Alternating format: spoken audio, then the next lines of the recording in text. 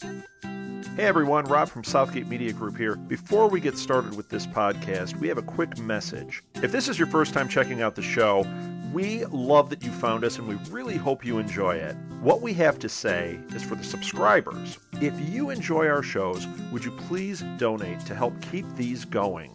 We don't want to have to put traditional ads on these shows, but this does cost money. So we really do rely heavily on donations.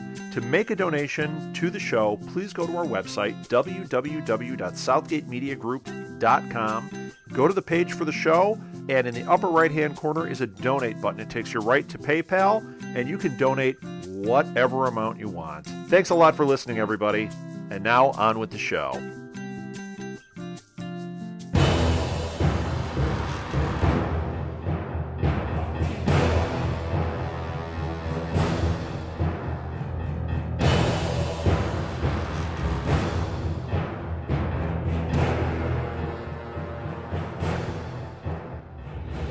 Welcome to Before the Bat, the Gotham podcast, your guide to the TV show Gotham and all things Batman. I am Phil, and with me is Kelly. Hey. Tyler. Yep, and the Solomon. little man Solomon. So, I'm just going to interpret his face and his eyes to determine what he thinks of Batman Returns as we've sat here and watched it together. He's a very intuitive 3-month-old. All right. As you might have guessed, we're going to review another movie. We're going to go live action this time with Batman Returns. Dum dum. And like we were talking about before, everyone wanted to do their memories of the first time you saw this movie. Yep. I remember it well, very well, for a young lad as I was. My dad was going to take us all the night. He came home from work. We were all going to go as a family. But I had some stupid Boy Scout thing, and I didn't want to go. I told Dad, let's just skip it. He said no. So the next morning, we took Dad to work. We only had one car. And Mom took me and my brother to go. I was 7. And we went, and my mom hated this movie and wanted to leave. It's the only time I've ever been in a movie where my mom, she wanted to just leave, and I begged her to stay. And after that, Batman Returns was forever hated in our house by my mother. And that's the scar that was left on the film. What was her problem with the movie? Oh, we'll get to it, because now as an adult, I get it. Because this movie was marketed for kids and is not a movie for kids at all. Oh, there's Happy Meal toys. Oh, we'll get to that too. Yeah. That was the huge backlash with this, was the marketing exploded for Happy Meals from everything. Parents groups were outraged and had all the Happy Meals pulled. McDonald's dropped it.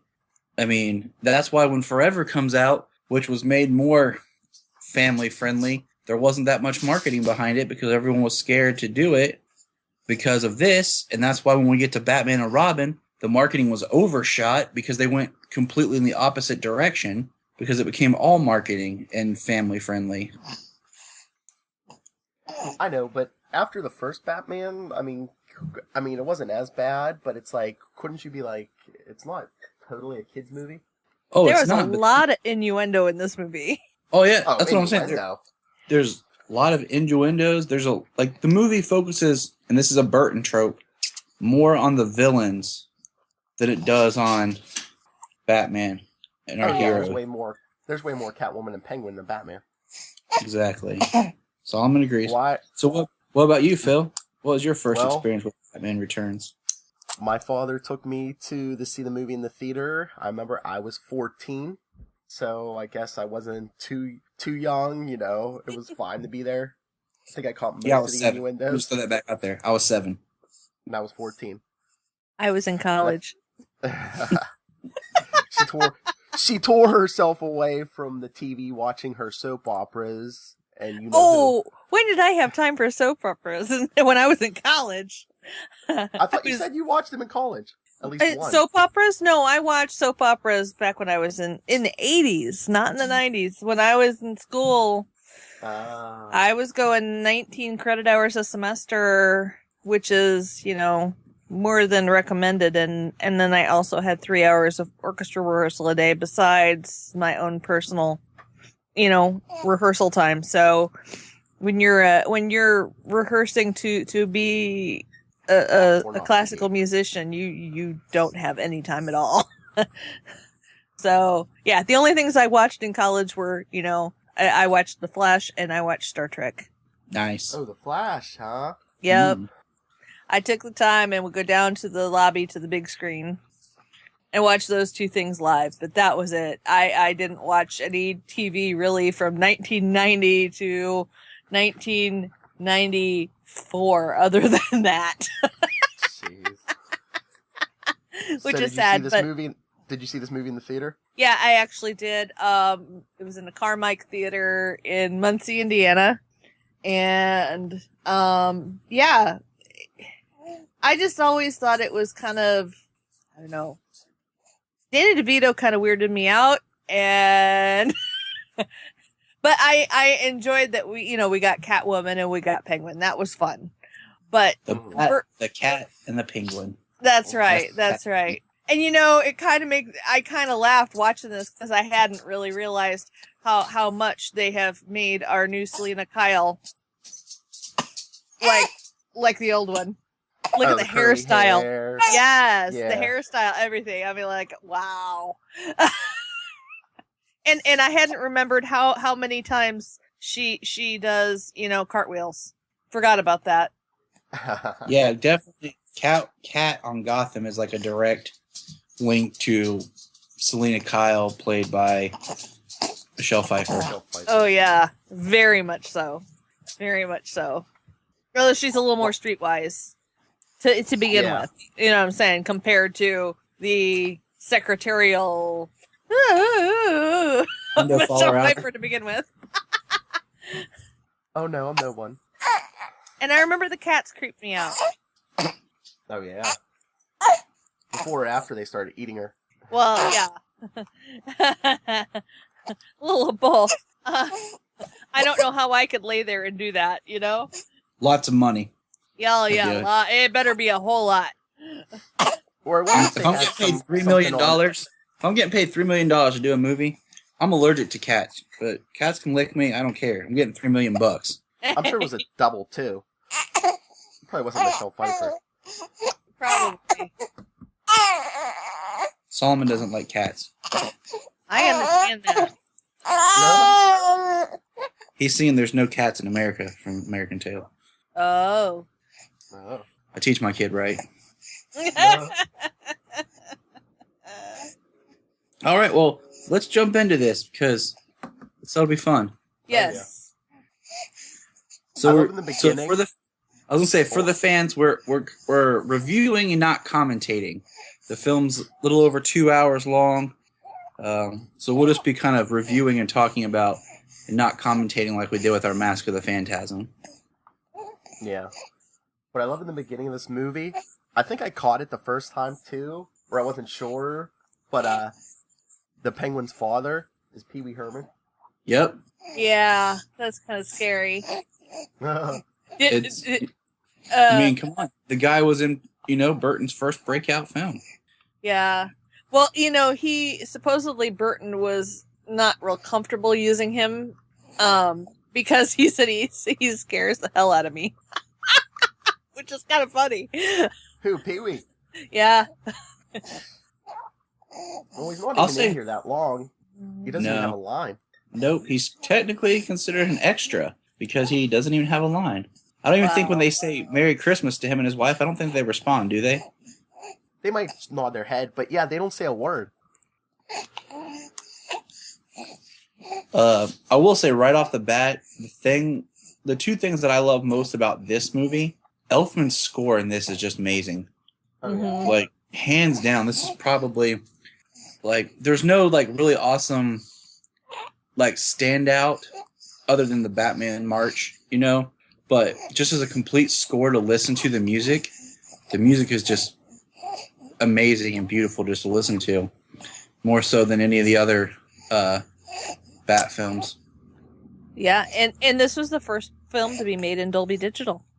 That's cool. Mm-hmm. Oh, really? Things that we take for granted now. Yep. I like with this movie, I like the aesthetic of the black on white, like the gray tones, the snow. You know, you have the gray Gotham, the white snow, and then you have the black of Catwoman, Penguin, and Batman. I like the colorization of this one. Or even like the sewer. The suit, I like the suit because I like the suit that it's not exactly black. Like there's some gray into it, and like certain shots, you'll see the gray tone. It almost looks like it's made of rubber. Yeah, this suit I like better than the one we got in Batman. The cowl looks better on his face. Yeah. But it definitely is. Yeah, he's no head turner here. And of course, we still have the most amazing Batmobile on film. Oh, yeah. You know, that rubber ducky is only about 15, 20 minutes from me. Big rubber ducky. It's in a museum here. Or one of them is.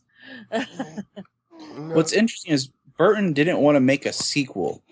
So, in a sense, this Batman is like, it's a sequel, but at the same time, it's a reboot.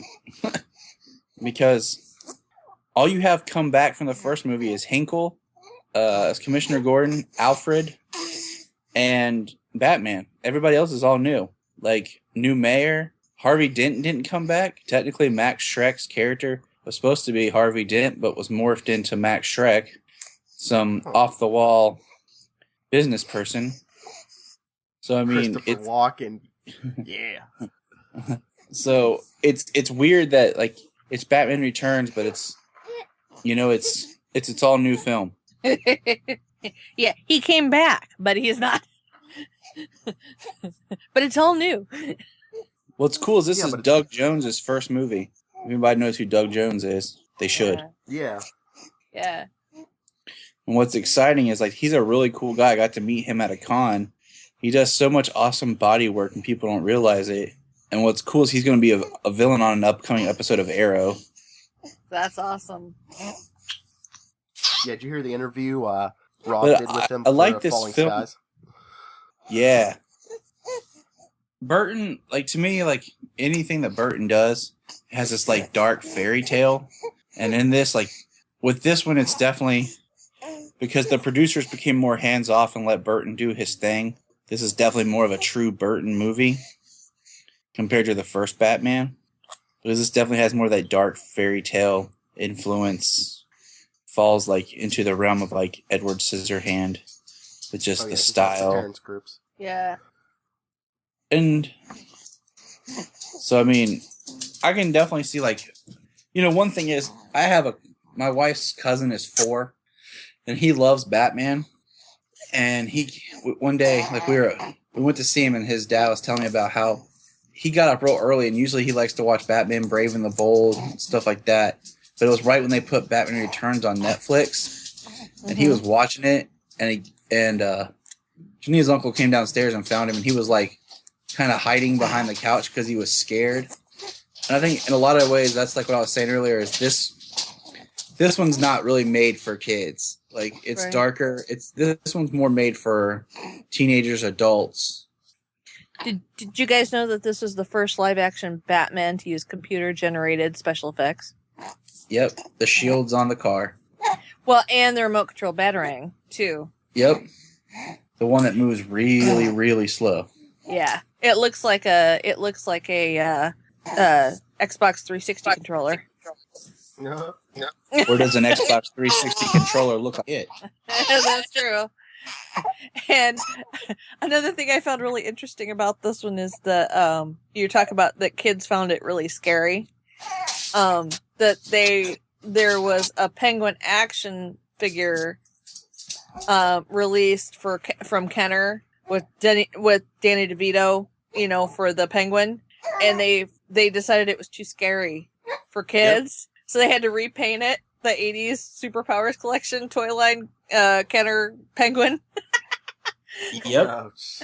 What's even more interesting that I find is I remember my mom took my brother and I to Walmart, and she said we could both get a toy. And I got Batman from the animated series, and my brother got a Robin action figure, and I still have that same figure in plastic, but it was a Robin, but it was marketed from Batman Returns. Oh, weird. And I'll send you guys a picture of it later. But what's interesting is in the original script for this film, they were supposed to have Robin, and they storyboarded how he would become. But do you guys know who was cast to be Robin? Yep. Who was it? Go ahead. Marlon Wayans. Yep. And he was going to be more of a Dick Grayson, Jason Todd mashup, kind of more Jason Toddish, like street person Robin. So even me having my Batman Returns Robin toy, but it's a white dude, was kind of funny because Robin was supposed to be a black guy. That is kind of weird. And I bet you that figure's pretty valuable. I don't even care, like, about the casting, but it's like, why did they have to make Robin every time like a 30-year-old guy? He's supposed to be like 15. I don't even know how old Marlon Wayans was at this time. Oh, he's at least in his 20s. This is 92? Yeah. Well, let's see So here. wasn't he on Living Color by that point? I don't know. It's so hard. He would have been 20. He would have been 20 because he was born July 23rd, 1972. So, I mean... Actually, he would have been 19 because this was released in June of 92. So he would have. So we could just say he would have filmed it. He would have been like 18 filming this if he would have done it. I guess. But my thing is, my thing with the beauty of the character of Robin is that he is younger, and he was closer to the age of Bruce when Bruce lost his parents, and the idea is that Bruce saw the same thing happen, and in a sense, that's like him losing his promise to not let that happen again, and he recognizes what could happen to the child. So he tries to make sure that the kid doesn't become him, you know. So you need to have, like you said, Phil. Like I always thought, Robin, a good age for Robin's 15, 16 years old, to where he's not too much of just a kid. He's old enough to, to be Batman's partner and everything. Yeah, it's like once they get over 18, like the Chris O'Donnell thing. Yeah. It's like, well, why is this guy still staying with him? Yeah. Well, I mean, they've been casting, though. You think about, in TV shows and stuff, look at the casting they've been doing for teenagers. Like, for example, in Starcrossed, all the actors were close to 30 that they were casting as teenagers. But so they never this is a how trend that's been going on for a while. Yeah, but the thing is, it's still like you're not buying Chris O'Donnell as a teenager. They No. never say how old he's supposed to be. Yeah, it doesn't matter what age they are. If they look like a teenager, then I'll buy it. Yeah, but he didn't look like a teenager. He like Chris. No. I mean, we'll get to this more when we get to Batman and Robin. But there was a line in Batman and Robin where he actually makes the comment of being called Nightwing, which makes no sense of why you would name your movie Batman and Robin, give him basically the Nightwing costume with a cape, and say, "Call me Nightwing," like in one of the early scenes. Yeah. I found some information on your Robin character, your toy. Yeah. They said that what they did was that they released the toy as the character that was newly rendered in the comic books. It's that's why. I mean, it's straight up Tim Drake looking. Yeah. Okay, that makes sense then. I mean, because Tim Drake came out, what, 93? The character first appeared in 1990, I think. But yeah, he might have not put the costume on until 91, 92. So, I mean, we're looking at 92. We have Batman Returns, Tim Drake as Robin, and then Batman the Animated Series all emerging. Yeah, because even in the animated series, it was Dick Grayson at that point, but he was wearing Tim Drake's costume. Yeah. Basically, because everyone got smart and realized, why is Robin still just wearing underwear with... bare legs? Yeah. Even though his pair of legs were supposed to be tights that were just flesh-toned and elf shoes, they were like, we really need to overhaul. It took way too long for Robin's costume to get overhauled and changed. Yeah, because it reminded me too much of Aquaman. You think about it, though. It kind of had that same look. Yeah, his underwear-looking Spanx had a very scaly appearance. Yeah. See, look at this. I have the movie running right now. Yeah. They just showed Bruce Wayne, Michael Keaton. Mm-hmm. 13 minutes into the movie. Oh yeah, Wow. he is. What was the time? Like, I can't remember. If you time how much he's in the movie, he is not in the movie that much. Was it like a third of the movie or something? Or less than that. Yeah. I think it was under an hour, wasn't it? Wow. Yeah. Oh, it's definitely that. Well, I mean, you think about it, though. The costume, you know how much that costume weighed? 55 pounds. Think about wearing that for how long in the movie? Yeah, but I Every mean, day. there's ways to shoot around it. I mean, there's ways True. to work around it. Yeah, and half them fight scenes are probably like, stuntmen. Yeah. Well, it's kind of like, if you ever see, like, I've seen a lot of production photos from Batman and Robin. There are scenes where they're only wearing half their costume. Yeah. Yeah. Just shooting their upper half. So, I mean, there's ways to work around not having to wear the full costume. We could have more Bruce Wayne in the movie. True. But what I like's interesting is when they sign the bat signal and somehow his house recognizes there's a symbol in the air. So I have these huge bat symbols that just flash into my room. Where I'm just reflectors. I'm like, it looks awesome, but I'm like, is that what he does all day? Just sit around like, maybe they'll need Batman. Sitting brooding. It's nighttime. I'm not out on patrol in Gotham, like I should be. I'm sitting here just brooding, waiting for the light to shine in and be like, we need you, Batman. And he just showed up in Gotham in the Batmobile. You could tell the snow is so fake. Like when the Batmobile's running over the snow, it looks like streets filled with like shaving cream. Imagine that.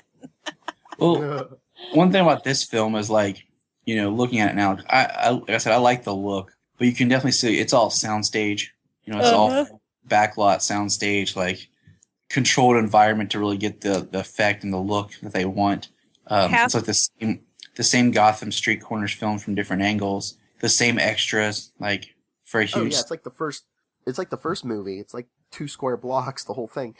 Well, no, they said half of the WB lot was covered with the set pieces for this. Oh yeah, I mean, you get to the zoo and Penguin's lair. Yeah. Oh yeah. Oh wait, see, I'm farther along than you guys in the film. I just got the great line of, at least I didn't let Vicky Vale in the Batcave. There's a tie-in to let it know at least that it's a sequel. Do I call you Batman or Mr. Batman?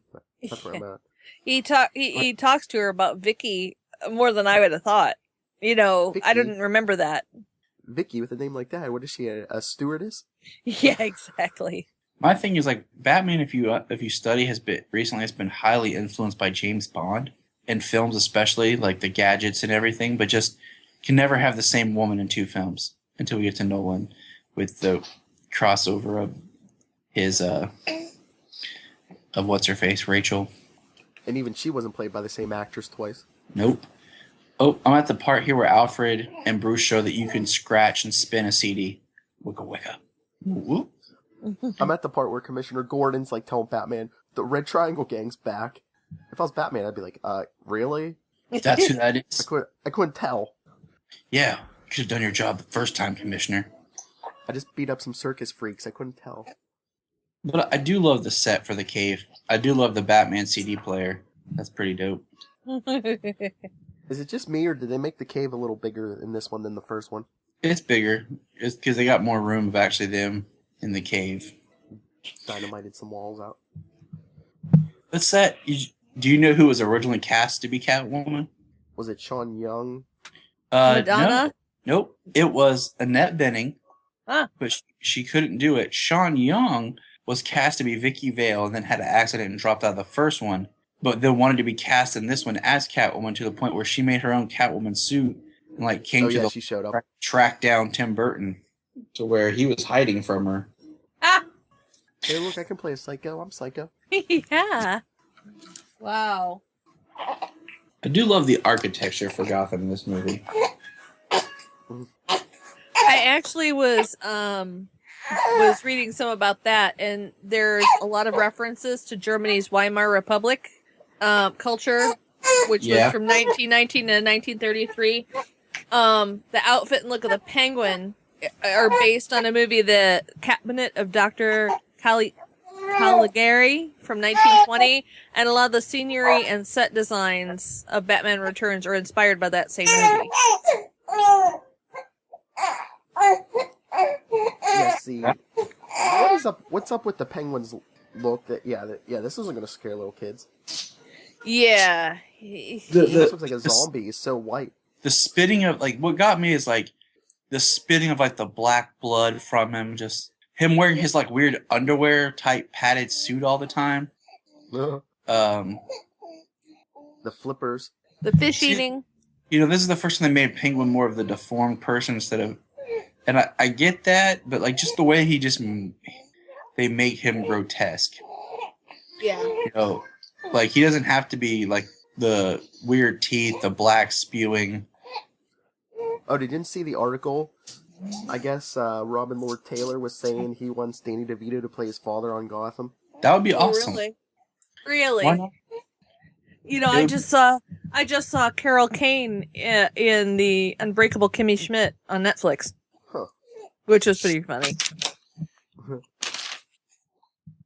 I like the fact that the plot of this is awkward, where he's like, we're going to recall an election for no reason and make the Penguin mayor. They couldn't have just made it during an election year? And wait?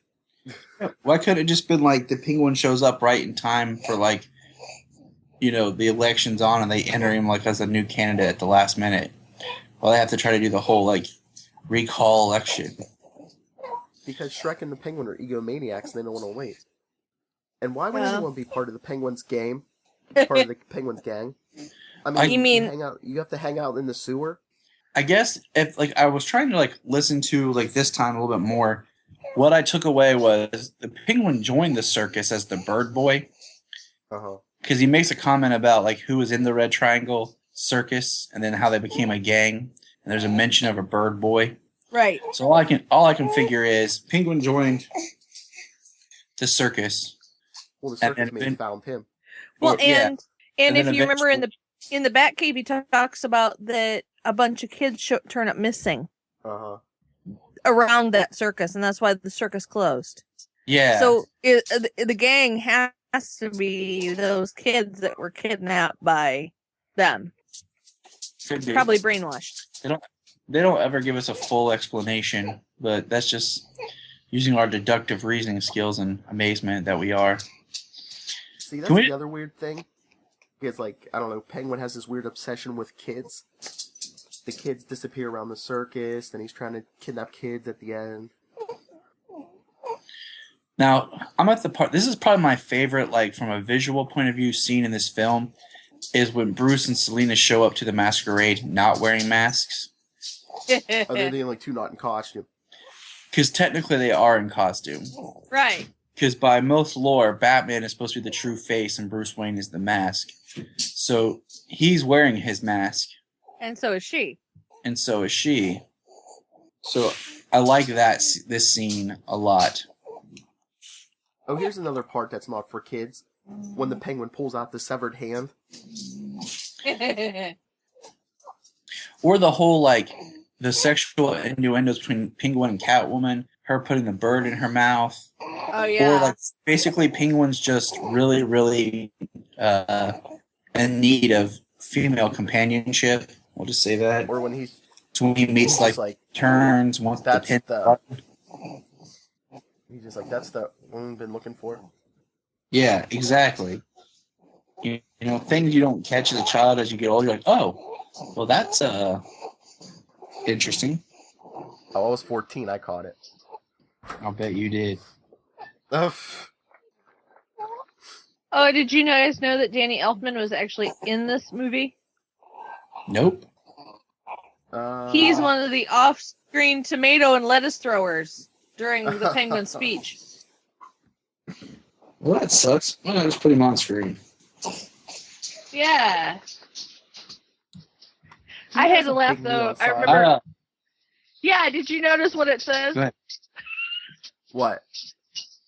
When after Michelle Pfeiffer goes crazy in her house and knocks the whole... Yeah. That just made me laugh. I mean, before that, who has a big neon sign in their bedroom that says hello there? Unless you're that's just a weird a Mae West fan? A lady of the evening. Or hello, sweetie. Hello, sweetie, I could see. If you're a Whovian. I do wish, like, each Batman film, like, in this series would have been more of a sequel. And I wish they would have come out with a comic book of what Burton's third film would have looked like. I'm always curious about what if he would have done a third film, what we would have got. Exactly. That's what I'm saying. I think it'd be curious. I think Burton would have done good if he would have done the Scarecrow. I just feel like that's more his, a Two-Face and a Scarecrow. Oh yeah. And what's up with the whole mistletoe thing? Oh, this little mistletoe rhyme. I know you're Catwoman. Not because you have a scar on your arm where I threw acid at you, but because we talk about mistletoe. Because mistletoe is deadly if you eat it. Yeah. Yes, it is. No, let's not forget that Batman blatantly kills somebody in this movie. Oh, with the bomb? Yep. He puts the bomb in his pants, does a smile, and throws him down a hole, and boom, the bomb goes off. We killed the Joker in the first movie. Well, that can be argued. They could have let him get away, but instead he tied that big stone gargoyle to his leg. Hey, we can chalk that up. We can chalk that up to first time out. He's not that good at being Batman yet. So, he thought, can't let him get away. Here, I'll anchor him to a gargoyle. He didn't know the gargoyle was going to be ripped off by the helicopter, which I don't even know if that's possible. I never done that, and I know that's going to kill somebody. Well, I mean, I didn't think that, the gargoyle broke off kind of easily, if you think about it. Yeah. So, Batman could have been like, oh, crap. But, I mean... The next time you're flying a helicopter... No. Helicopters are just that strong. You didn't know that? And anyone ever realize, why does Catwoman hate Batman? What's her beef with Batman? It's not like he was there the night Shrek pushed her out the window and he failed to save her. She just automatically Batman. Is it a combination of her being crazy and I don't know, she hates all men because of what Shrek did? I guess. I mean, it's never clear. I think it would have been kind of cool if they... She said at the end, she's like, the Penguin used me, Shrek used me, I think she even says Batman used me. No, yeah, I that's a good line, but I don't feel that it was earned. Or no, she says they all killed her. Yeah, that's what it is. I feel like they could have made the Catwoman character a little cooler, where it's one of those, Batman's not sure if she's an ally, Penguin's not sure if she's an ally, and she's kind of playing both sides for a fool. See, she kind of has the 9 lives thing, so maybe she comes back crazier after each life. Oh, that would be cool. Yeah, there you go. That definitely seems like a Tim Burton trope. Yeah. Oh, there's the cat scene. Yeah, they said that it was a dummy with tuna. That's how they got all the cats to come. Yeah, because I do like Penguin's little carnival ride as he controls the Batmobile. I love how Batman has the presence of mind to record the whole thing. Because he's Batman, of course he should. And I love how Penguin incriminates bat himself. Recorder. Well, all of a monologue, they all want to get their 15 minutes of fame. I'm playing this stinking city like a harp from hell. Can we ask, why doesn't Gotham have a zoo? What happened to the Gotham Zoo? And the penguins just left to live out their days in the zoo till they die? They probably ship the animals, you would think, to different cities. The budget cuts. You would think. I do like this little scene here where they're going to steal the children and Batman stops the gang. I kind of wish it was a little longer. We got to see Batman do some more stuff instead of seeing more scenes when dancing in his underwear. Yeah, we had to have all those Penguin and Catwoman scenes. All the sexual innuendo.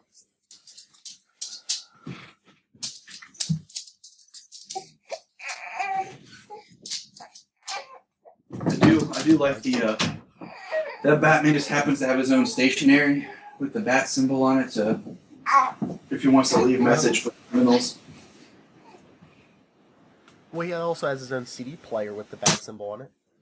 He's into bat marketing, he's like, you know what, maybe Wayne, I would have loved a scene if they were like, Wayne Enterprises launching its own Batman merchandise. But he's not Batman. Yeah. He's like, I'm just, I think people love the Batman and they want to wear T-shirts and stuff with him on it. And so I just thought we would sell Batman stuff and then all the money would be given to charity. I don't know. Oh god, this scene where Michelle Pfeiffer comes home and goes crazy. Oh yeah. She's chewing the scenery. Okay, this is kind of scary. During an A&E biography, Michelle Pfeiffer said that her Catwoman suit was vacuum sealed once she was fitted into it for scenes, so she actually only had a short amount of time to perform before she would have to have it open or she could become lightheaded and pass out. That's kind of terrifying. No. Vacuum sealed that's wow. Yeah, that's pretty cool and crazy. Yeah. I mean, let me tell you, you get into something that tight, it is hard to breathe. You get shortness of breath, and I just can't imagine trying to act like that. You know what I mean? Oh yeah. All her lines are just 80 yards later because she can't say anything in the suit. Huh? That's why when she talks, they it's either the suit's torn up or it's like a close up on her face, so she don't have to have the whole suit on. Well, she couldn't hear. They had to keep telling her to drop her voice and stuff because the suit was so tight around her head she couldn't hear. That's crazy though. Yeah, I mean, that's really pretty terrifying. If you were claustrophobic, can you imagine? Whoa. And can you imagine the stunt person trying to do the backflips and stuff in that suit? Well, it makes you wonder too, because sometimes. Okay. Man, he's mad. He's not eating enough. But it makes you wonder if, they make stunt suits sometimes for certain scenes because they're not filming as straight on. Like, you'll have your suit that's made for certain camera shots so that it looks the best, but then you'll have a suit that's made to perform certain stunts and actions because the movement. Yeah. Well, they said that she went through 60 cat suits during 6 months shoot at $1,000 a pop. That's $1,000 for that suit's not bad, I guess, considering that a lot of times the bat suits are like $100,000. Right, but they're also made to be more durable. Like, let's see, what did I just recently read? I read that Affleck's suit cost $100,000 to make. I'm trying to remember how much. I listened to John Wesley Shipp talk about they only had 3 Flash suits on set. One for him, one for his stunt double, and one extra because they cost so much to make. John Wesley Shipp, you say? Yep. Oh no. In an interview for television, Stan Winston told the anecdote about how his crew were collecting the mechanical penguins after a day's shoot and found one of the live penguins snuggled up asleep next to a mechanical one. I remember reading that. I think the ones in the street thing is just, I don't know, it's a little much. So I feel sorry for the animals, but I also wonder, where did he get all these penguins? There got to be some sort of was he perfectly breeding these penguins for maximum use? Was he stealing the zoo? Every zoo he could find? That is a lot of penguins. They actually flew them over. I'm finding the anecdote about the penguins, but to get them to be that well behaved, they actually flew them in from overseas in the refrigerated container. Specific penguins that were trained. I'm trying to find it here. I love when Batman shows up in Penguin's lair in his bat boat sub thing. How all the Penguin's gang just slowly disappears. They're like, we'll just leave. I love how the sewer's big enough for that big boat. Yep, the boat sub. And what is up with Penguin's duck? This is the most, unique, giant duck. I just thought it was some kind of kid's ride from the zoo and he kind of modified it. That's how I took it. But I was like, yeah, because when I'm a penguin, I think, hey, my car, that would be awesome, would be a duck. And I want that giant fireplace Bruce Wayne has. Dude, the fireplace, I fracking love the fireplace. I'm jealous. It's as big as another room. I would just take that fireplace. Oh, yeah. Once Batman emerges from the sub and just crashes into the duck perfectly. And then just, Is it me or does it, like, at the end of every movie, does Batman's vehicle have to be destroyed? Oh, yeah. You're going to have at least 2 vehicles in every movie. So they got to destroy it so that they can make a different vehicle for the next movie for the marketing toys. Well, plus, you had the plane in the first movie, so you have to have the boat in the second movie. Yeah. Okay, here I found the penguins information here. It says the production wanted to use king penguins, but the only tame ones in captivity were from a bird sanctuary in the Cotswold, deep in the English countryside. So the birds were flown over to the States in the refrigerated hold of a plane. They were given their own refrigerated trailer, their own swimming pool, with half a ton of fresh ice every day, and had fresh fish delivered straight from the docks. Even though the temperature outside frequently topped 100 degrees, the entire set was refrigerated down to 35 degrees. And the birds also had a round-the-clock bodyguard. Clearly, the birds enjoyed the experience as follows. That's pretty funny.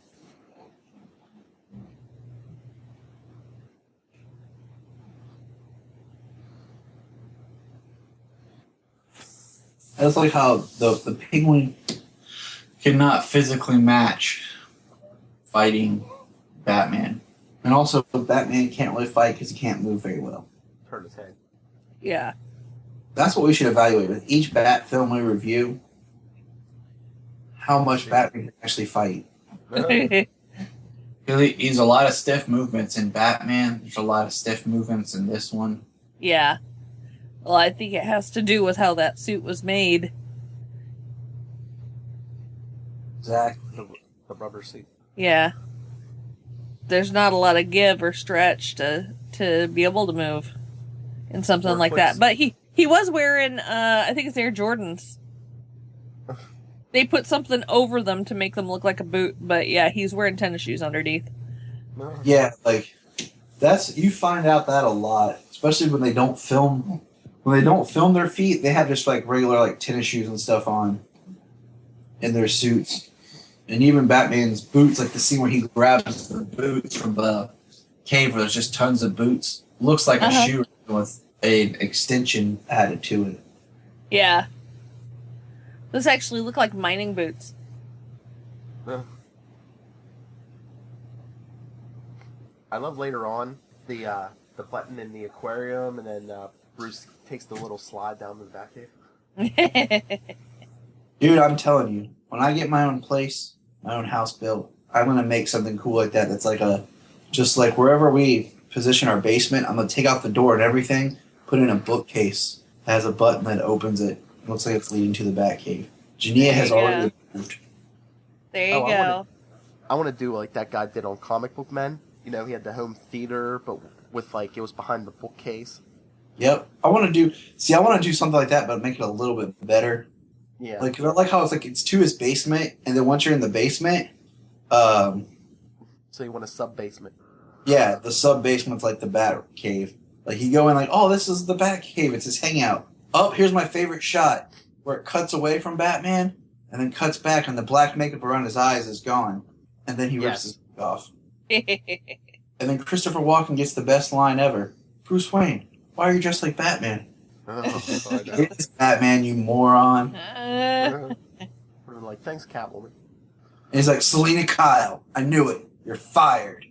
I'm like, really? That's the lines you get, Chris. Mr. Walken. The lines he was given. That's right.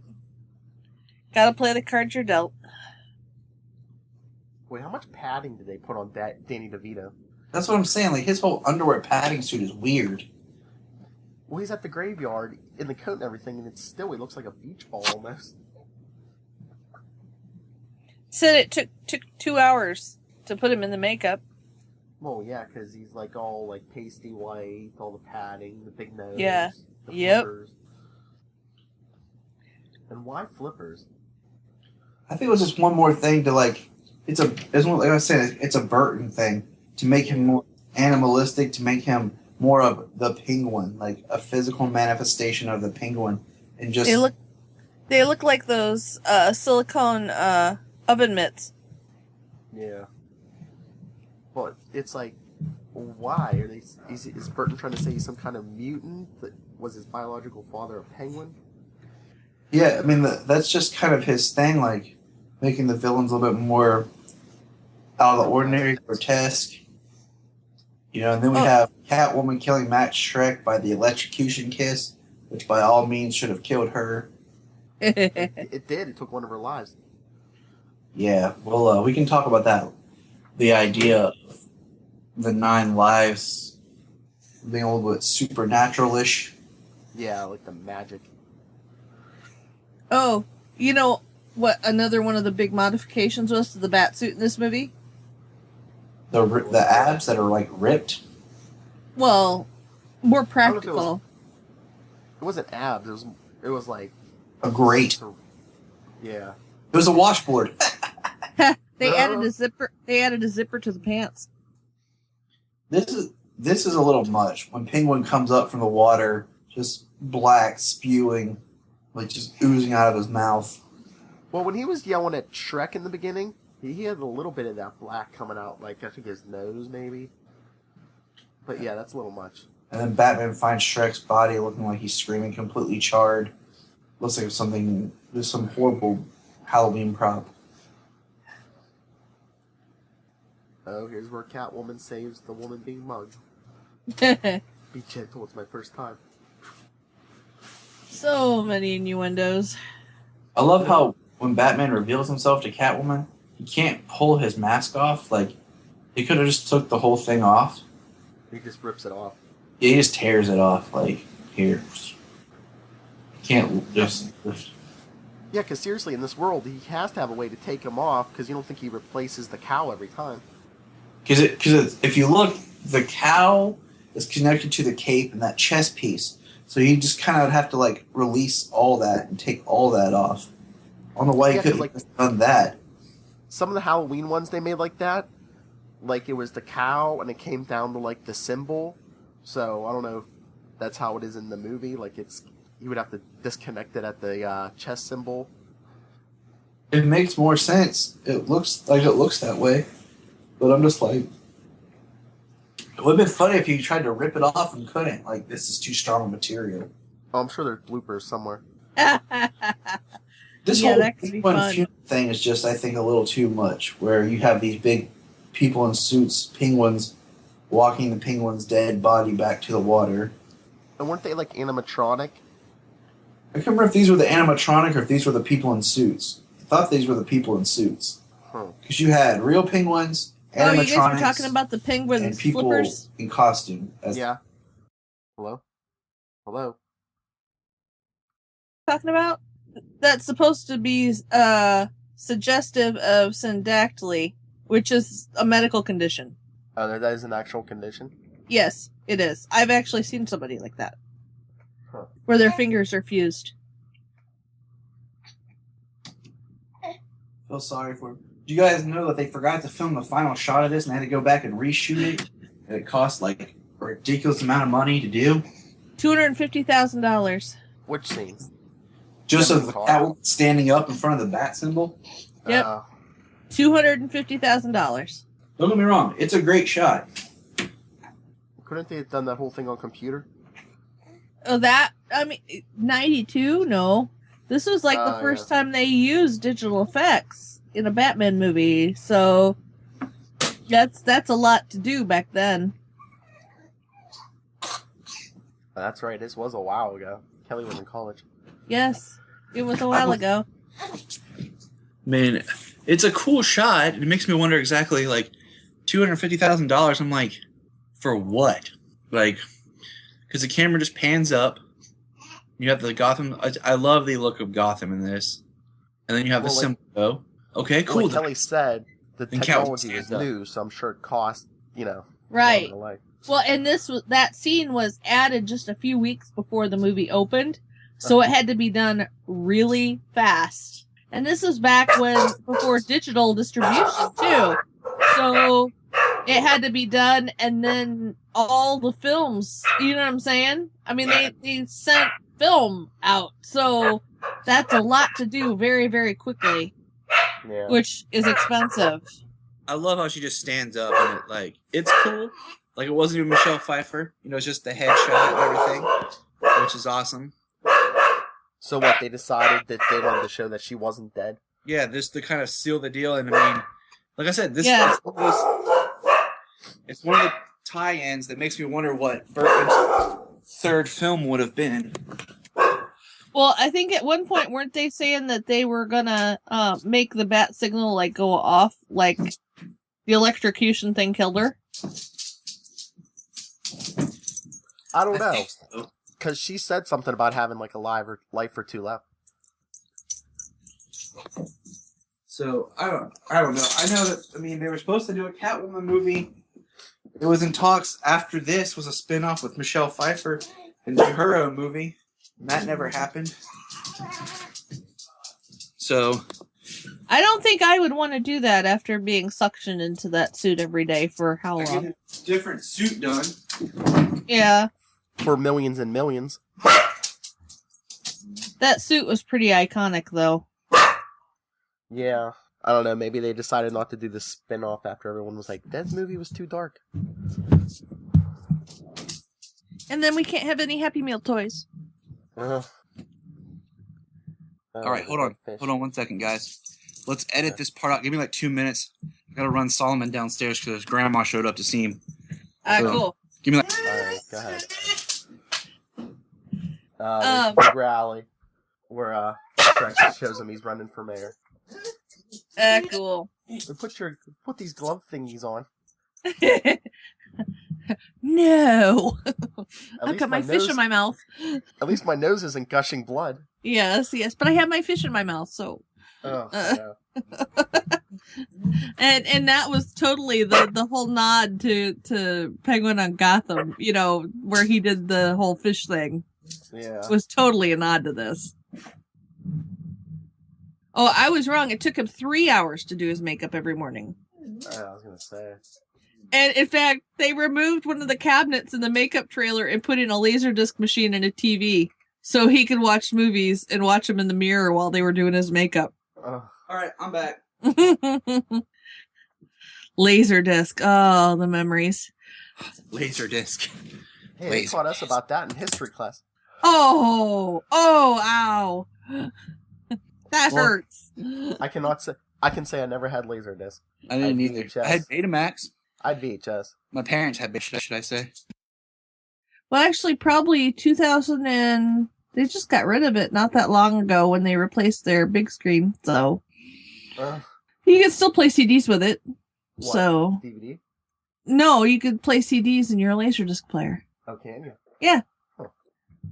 And they had a really expensive one, because at the time that was the technology. It was a lot better than video cassette, a lot better quality. Yeah. Were they the same size as DVDs? No, they're the size of a record. Records. Yeah, they're the size of a 33 record. Yeah, that's what I thought. Because I remember my school was trying to be proactive, and they bought Laserdisc players and everything for the classrooms, and then... It's one of those things, like, it was a good technology, but just something was better. And that's where DVDs came. Yeah. Well, they were able to compress the media enough to be able to fit it onto a smaller form factor. Because that was always the problem with Laserdisc, was storage. Well, that's what I was telling Danielle the one day. Tyler, I said, by the time our kids are old enough, they're going to be like, everything will be digital. They'll be like, you had to put something in a machine to watch a movie? Oh, yeah. No more, we don't have no more cartridge games. It's all on a disc, and now you can download a game. Oh, yeah, everything's going to be downloaded in 20 years. Okay, so when Ellie was little, I took her we were going through like a whatnot antique store kind of place, and they had a Victrola, and she wanted to know if that played DVDs. Uh-huh. And having to explain, linear recording, our kids don't understand that. They don't understand that concept. It's always been random access. Everything that they've ever learned. No tape, no Walkman, no mini disc, that's a foreign concept to them. Even just having to put up an antenna on a radio, or even the old cell phones. I have to do that for my TV. Antenna? Yeah, I have an antenna. Well, I have one in my window, actually. It's a high. Dish. No, it's not a dish. Well, I have a dish too, but I have a TiVo Romeo because I can only record 2 shows at a time on my dish. So I need more than that. So my Romeo will record up to 6, but they have to be local. Yeah. But that's cool because I got a new antenna, so I can pick up the CW in high def, which is awesome locally. So now I can watch The Flash and Arrow, and I can actually see them. Well, yeah, I just upgraded with DirecTV, and with the Genie, I can record 5 things at once. That's cool. Well, that's sweet. My problem is that I live essentially in a guest house, and so there's a 250-foot cable run between 2 homes because we only have one location where a satellite will work. So there is no more room in the conduit where the cables are run, so I can't go to a hopper because I can't run the cable. There he is. He just hit the guys with the Xbox controller. Yeah, see, it looks just like an Xbox controller. And a little video game, you know. That's the position where they are, like the pins. I just watch it on Hulu. That's pretty much when I'm on my own. It's on Hulu. Yeah, I don't. Or I go and visit my mom, and I'm like, Mom, hey, I'm here. I'm gonna watch TV. No Hulu here. You know what I just saw? A commercial. What was it for? Was it Xfinity or one of them? Comcast? Somebody. Yeah. One of the cable providers. I guess that you can get a box where you can download your DVR to it, so you can take it and watch it on your laptop or something when you're not on Wi-Fi. Yeah. Dish has that. It's called the Sling, the Sling or something. It's like a mini hard drive. Actually, you don't even need to do that if you have the hopper. You can watch anything that's on your DVR on your smartphone or any smart device. Yeah. Anything that's on your DVR, but actually, Dish has come out with a deal for the cable cutters. They can get Sling TV and they can watch cable channels right online, and you don't have to have cable or satellite or anything. Their app, like you download their app, and it connects to your whatever you record on your DVR. And you can watch your DVR from whatever device. Well, I'm saying Sling. Yeah, I think they all have that. The Sling TV thing, you don't even have to have. Oh, go ahead. We're kind of getting away from the returns here. What are some final thoughts about this film? What kind of dark, goofy. It does have some camp, you know. There is some camp that's spread out in the film. Dark camp. Yeah, which is a Burton trope. But what would you give it, Phil? What would you rate the film on a 5 battery? I like the Burton movies. I'll give this one a 4.5. What about you, Kelly? I would give it 4 batarangs. I really enjoyed this movie, especially back in the day, watching this when we did. I mean, it was a nice segue between, 66 campy Batman to what we later got. This was the stepping stone in between them. I give it a 3.5. I would be more happy if there was more Batman in my Batman movie. That's true. And some of the dark, like some of the penguin grotesqueness was out. I would be so like I teeter between a 3 and a 3.5. So this is kind of like Diet Batman. This is like it's Batman. Batman Light. And one thing we'll talk about when we eventually get to the Nolan films is setting it up the way they did is that Batman Begins is strictly a Batman film. And then the subsequent films is what takes more of the villain's approach.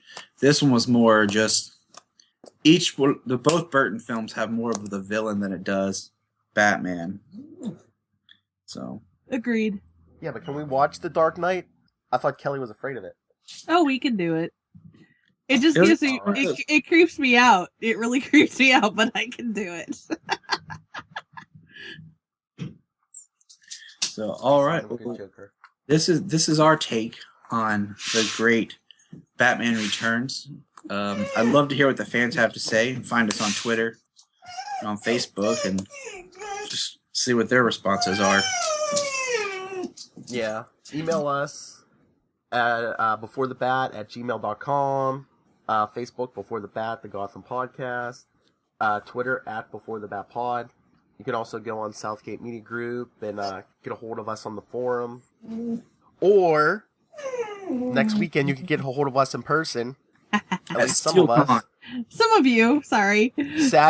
Saturday, April 11th. If you're near Pittsburgh, or you can get here to Pittsburgh, come to the Steel City Con, and you can talk to me and Tyler Patrick himself in person.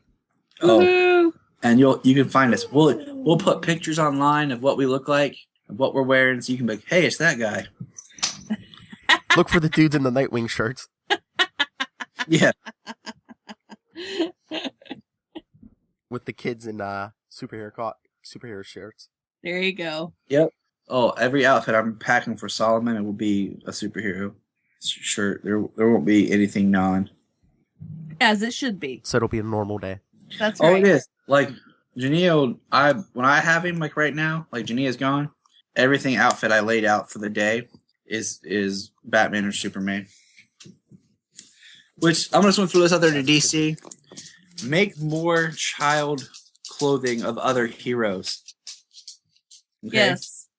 Because I don't want to pay $20 just for a onesie from superherostuff.com that he might wear for a short period of time. Okay? When I can buy tons of Superman and Batman stuff. I want a Flash onesie. As they get, That should probably be arranged. More variety. I still want to pay $25 for it. All right, is that it then? Yep. All right, everyone. Come back next. Our next episode should be the Gotham episode. Whoa! Yep. Gotham returns Monday. Monday night. Yeah. No, next Monday. Yes, next Monday, and you can come live 13th. tweet with me, hopefully. Yes, I will be there to live tweet that episode, so. April 13th, my mother's birthday. Happy that when birthday, Mom! I thought it was this Monday. It's No. April 3rd. No, the 13th. Yeah, no, it's after you come to town here. Oh, okay. Dang. That's crazy. Yep. The episode of April. That Yeah. is weird. Yeah, that week we get all of our shows back. Yes. Yep. Yeah, nothing this week. At least no Arrow or Flash or Gotham. No. We have no Constantine. It's off. my DC viewing's sad. It's a sad week. Well, I think they said maybe by the end of the month we might hear about Constantine. Yeah, we're supposed to hear by the end of this month or the beginning of May. Yeah, they better renew it. That's all I gotta say. Yes. They left it in such an odd place, but... Yes. Oh, yeah, because they want to come back. Right. All right. Well, you guys have a good day. Enjoy this Saturday. All right, everyone. Come back next time. Same bad time. Same Same bad bad channel. Batman returns. Good night, everybody. The Gotham Podcast.